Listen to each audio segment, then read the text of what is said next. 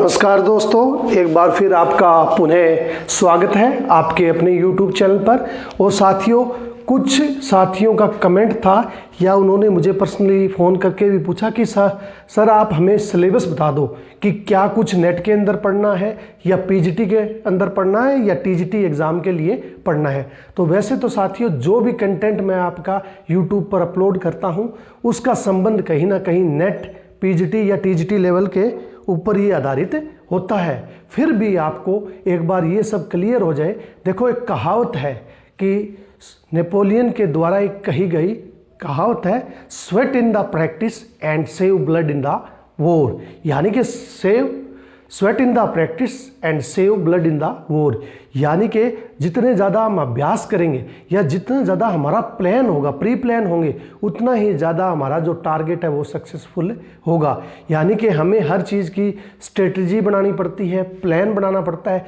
उसी के बाद हमारा एग्ज़ाम है वो साथियों क्लियर होता है। यहाँ तक कि जो भी डाटा मैं अपलोड करता हूँ वो कहीं ना कहीं एग्ज़ाम में आया होता है। और जैसे कि आपको पिछली बार मैंने पीजीटी का एक पेपर चेक कराया तो आप देखोगे क्वेश्चन लगभग वहाँ से लिए गए हैं, तो वीडियो भी उन्हीं पे आधारित हमारी बढ़ाई जाती है। तो साथियों, आज का विषय रहेगा net, PGT, TGT in English कैसे क्वालिफाई करें। यानी कि या तो आप नेट की तैयारी कर रहे हो, सबसे हाई तो हमारा नेशनल एलिजिबिलिटी टेस्ट नेट ही है, उसकी तैयारी कर रहे हो तो आपको क्या पढ़ना है, या पीजीटी लेवल की पोस्ट ग्रेजुएट की तैयारी कर रहे हो तो क्या पढ़ना है, या ट्रेंड ग्रेजुएट टीचर की तैयारी कर रहे हो तो आपको क्या पढ़ना है। वो हम सिर्फ ओनली इंग्लिश विषय के बारे में जानेंगे। तो सबसे पहले हम चलते हैं साथियों चौसर से। इससे पहले हमारा जो 450 से लेकर 1066 का समय है, जिसको हम ओल्ड इंग्लिश कहते हैं या एंग्लो सेक्शन पीरियड कहते हैं या एंग्लो नॉर्मन पीरियड कहते हैं, 1066 से 1340 का एंग्लो नॉर्मन पीरियड कहते हैं, तो वो हमने थोड़ा थोड़ा पढ़ना है। लेकिन यहाँ से हमारी रियल स्टडी है वो शुरू होती है। और सबसे पहले आपको क्या पढ़ना है, जैसे कि हमें पता है 1343 से 1400 सेंचुरी तक चलता है, और 1343 में 1343 में चौसर का जन्म होता है। और हमें चौसर के बारे में ज़रूर पढ़ना है, क्योंकि इंग्लिश की शुरुआत, जो इंग्लिश साहित्य की शुरुआत है, इंग्लिश लिटरेचर की शुरुआत है, या जिन्हें फादर ऑफ इंग्लिश लिटरेचर कहा जाता है, वो कौन है, हमारे चौसर है। क्योंकि इससे पहले साथियों लैटिन या फ्रेंच के अंदर इंग्लिश की जो साहित्य था वो लिखा जाता था, लेकिन चौसर ने 1343 में पहली बार इन्होंने इंग्लिश के अंदर राइटिंग है वो शुरू की, जो इनका कैंटरबरी टेल था। तो हमें सबसे पहले जो पिता हैं उनको अच्छी तरह पढ़ना है, जो इंग्लिश के जन्मदाता हैं इंग्लिश लिटरेचर के, उनको अच्छी तरह से पढ़ना है। चाहे हमारा टीजीटी हो, पीजीटी हो, नेट हो, तीनों लेवल पे पढ़ना है। फिर हमें जॉन वेक्लिफ, जो लोलार्ड मूवमेंट था, जिन्होंने जो हमारे चर्च के अंदर करप्शन फैला हुआ था उसको उठाया, तो वो जॉन वेक्लिफ थे। या जिन्होंने बाइबल का ट्रांसलेशन इंग्लिश में किया, तो इंपॉर्टेंट हो जाते हैं, इनको पढ़ना है। फिर जॉन गोवर, या जिनको हम मोरल गोवर बोलते हैं, उनको पढ़ना है।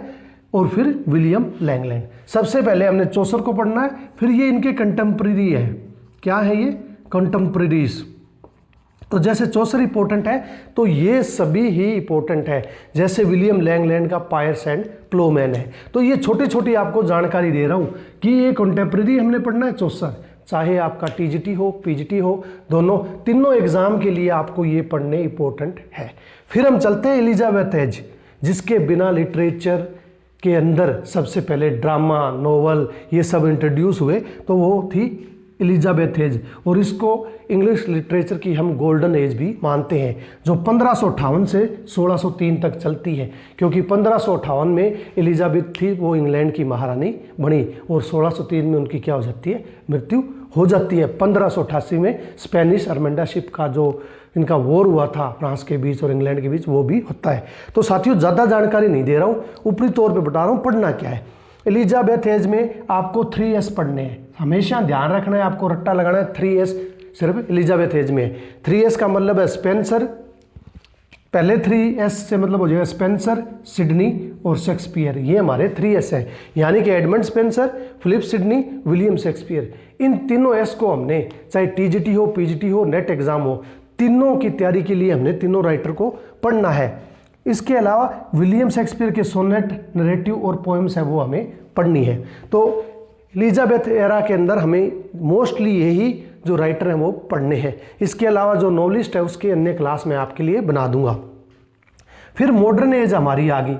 एलिजाबेथ के बाद हमारी मॉडर्न एज नहीं आएगी भाई, इसको तो लास्ट में पढ़ेंगे। जैकोबियन एज आ गई जो 1603 से 1660 की है, यानी कि रिस्टोरेशन तक चलती है, जब किंग जेम्स फर्स्ट रिस्टोर हुआ 1660 में। थोड़ी थोड़ी जानकारी इसलिए दे रहा हूँ ताकि आपका इंटरेस्ट बना रहे इसके साथ। 1660 में जेम्स फर्स्ट था, वो वापस गद्दी पे बैठा, तो उसको रिस्टोरेशन एज बोलते हैं। और इसको ट्रिक की वजह से आपको रटने की ज़रूरत नहीं है। मैंने एक छोटी सी क्लास क्रोनोलॉजिकल ऑर्डर पे बनाई है, उसमें मैंने हर चीज़ का एक फैक्ट बताया है आपको, और ऑर्डर में आपको वो याद हो जाती है। वहाँ से भी आपको क्वेश्चन 2 या 3 क्वेश्चन हर एग्ज़ाम में देखने को मिलते हैं। Chronological order of English literature important है। तो जैकोबियन एज में आपको ड्रेडन पढ़ना है, जॉन डन पढ़ना है, कैवलियर पोएट पढ़ने हैं, और जॉन मिल्टन जिनको फादर ऑफ मेटाफिजिकल पोएट कहा जाता है, जिन्होंने मेटाफिजिकल पोएट्री की शुरुआत की, जॉन मिल्टन, उनको पढ़ना है, जो कौन सी एज में आते हैं, जैकोबियन एज में। और कैवलियर पोएट जो हमारे थे उनको पढ़ना है। जॉन डन जो हमारे प्यूरिटन थे उनको पढ़ना है। जॉन ड्रेडन को पढ़ना है। यानी कि टीजीटी पीजीटी नेट तीनों एग्जाम के लिए ये राइटर, जो भी साथी टीजीटी पीजीटी नेट का देने जा रहा है, उसको ये राइटर पढ़ने मोस्ट इम्पोर्टेंट है। इसके बिना आपका काम नहीं चला बिल्कुल नहीं चलेगा। चाहे कोई भी एग्ज़ाम की तैयारी करो, छोटे मोटे टीजीटी पीजीटी या हायर एग्ज़ाम नेट है, तो आपको बेसिक तो ये करना ही पड़ेगा। इसके बाद ही आपको राइटर है वो समझ में आएंगे। आप इसका स्क्रीनशॉट ले लेना, ये राइटर कर लो।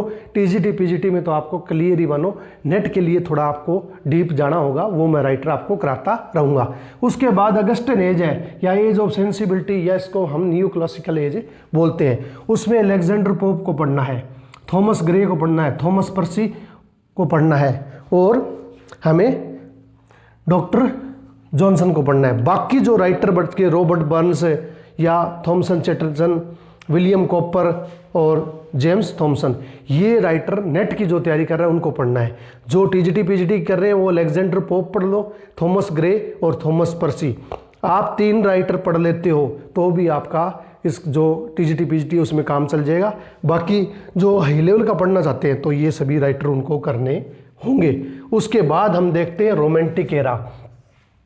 और हर बार रोमांटिक एज जैसे मैं करा रहा हूँ, अब आप कहोगे सर उनके नाम नहीं रखे, जैसे जेन ऑस्टिन है, रॉबर्ट फ्रॉस्ट है, वॉल्ट व्हिटमैन है, तो साथियों वो नॉवलिस्ट है। वो हम चर्चा कर रहे हैं रोमांटिक एज में, नॉवलिस्ट की बात कर रहे हैं।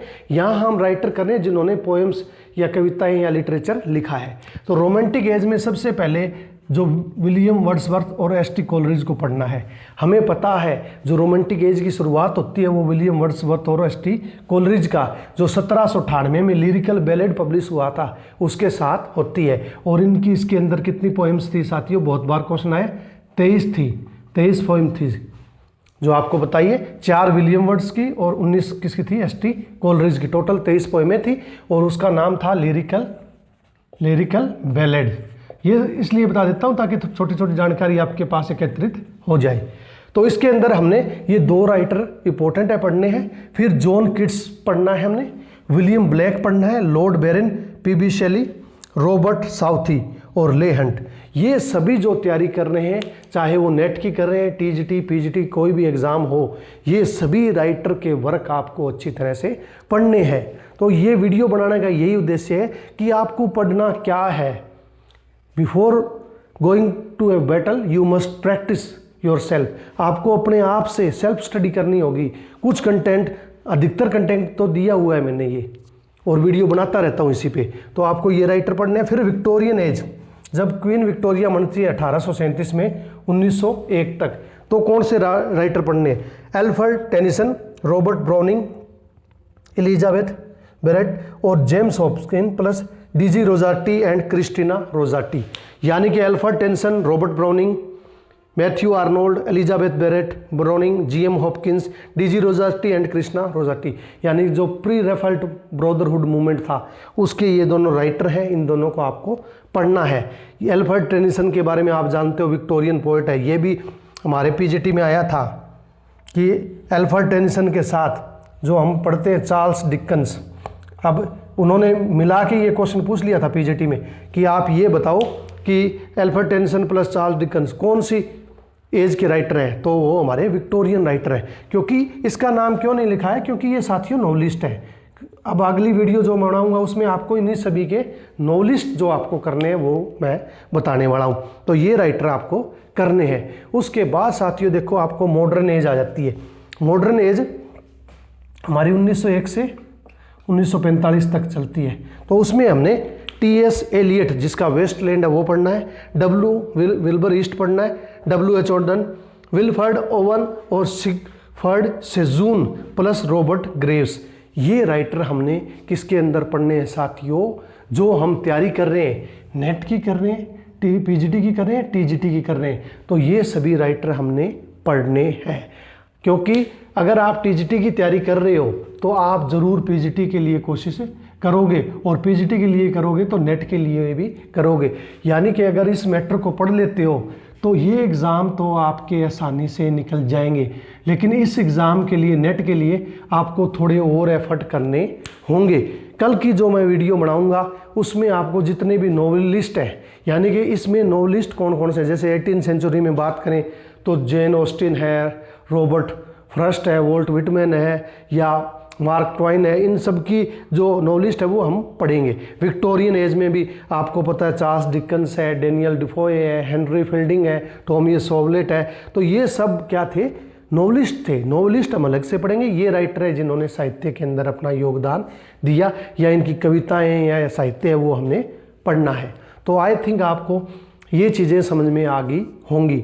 जो साथियों, जिन साथियों को ये पता नहीं है कि क्या पढ़ना है, उनके लिए एक क्लास है कि आपको नेट क्वालिफाई करना है, PGT या TGT लेवल का कोई टेट क्वालिफाई करना है, तो आपको ये मैटर आना चाहिए। और ये प्लस में आपको क्रोनोलॉजिकल एज जो मैंने बेसिक क्लास बनाई है वो आपको अच्छी तरह से याद होनी चाहिए। उसके बाद ये राइटर आपको ऐसे पढ़ने हैं, सीक्वेंस में पढ़ने हैं। और वैसे तो मैंने ये राइटर लगभग करवाए हैं, और भी राइटर अगर कोई रहता है इनमें से तो जैसे टाइम मिलता है तो मैं आपके लिए वो क्लास बना दूंगा। तो साथियों नेक्स्ट क्लास में हम डिस्कस करेंगे कि इनके जो एजिस के नॉवलिस्ट हैं वो आपको कौन कौन से करने हैं। टिल देन साथियों टेक केयर। और वीडियो ऑफ करने से पहले आपको बात बता दूं कि आपको अगर समझ में आता है, अगर ये तरीका सही है बोर्ड पे लिखने का, पढ़ाने का, तो आप लाइक करें और कमेंट ज़रूर कर दें कि सर आप देखो पढ़ाने के कई मेथड हैं। जैसे आपको मैं कोई नोट्स से भी पढ़ा सकता हूँ, जिसमें आपका वीडियो मैं बनाता हूँ और बोलता रहता हूँ और आप पढ़ते रहते हो। एक है आपको बोर्ड पे पढ़ाना, तो ऐसे भी मैं पढ़ा सकता हूँ, कोई प्रॉब्लम वाली बात नहीं है। तो आप कमेंट ज़रूर करें और थोड़ा हो सके तो शेयर भी करें। जो नीडी स्टूडेंट है, जिनको ये डाटा नहीं मिल पाता, कोचिंग वगैरह जाते हैं, तो उनको कोचिंग की ज़रूरत ना पड़े। क्योंकि ये पढ़ने के बाद मुझे नहीं लगता कि आपको कोचिंग की ज़रूरत है, क्योंकि सब चीज़ें आपकी क्रिस्टल क्लियर हो जाएंगी। टिल देन साथियों टेक केयर।